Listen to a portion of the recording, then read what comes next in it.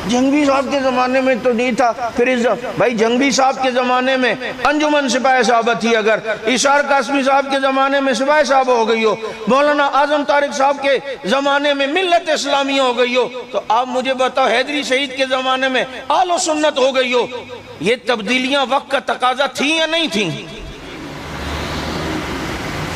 मेरे क्लिप काफी चला ना, मैं कहा इसलिए अल्लाह ने दिया है क़यादत हर दौर के लिहाज से।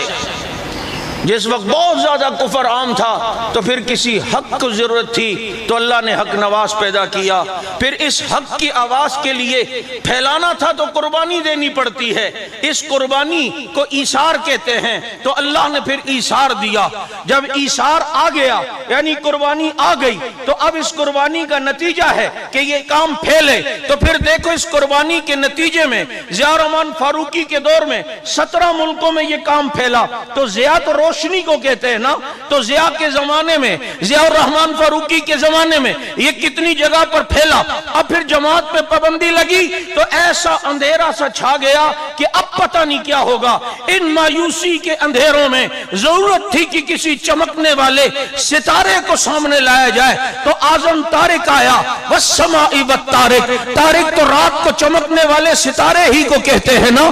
फिर वो आया और फिर उसके बाद वो रोशनी आई और वो अंधेरा छटा। तो अब जाहिर बात है कि दुश्मन को पैगाम देना था कि हम इतने हालात के बावजूद भी दबे नहीं है, हिम्मत रखते हैं। तो किसी शेर की जरूरत थी जो ऐसे शेर की तरह भाड़ के दुश्मन को पैगाम दे।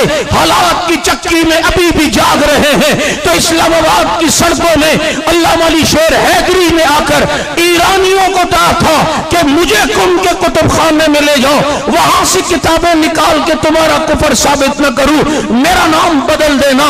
तो अब इस सारे कामों के नतीजे में कितना काम बढ़ा।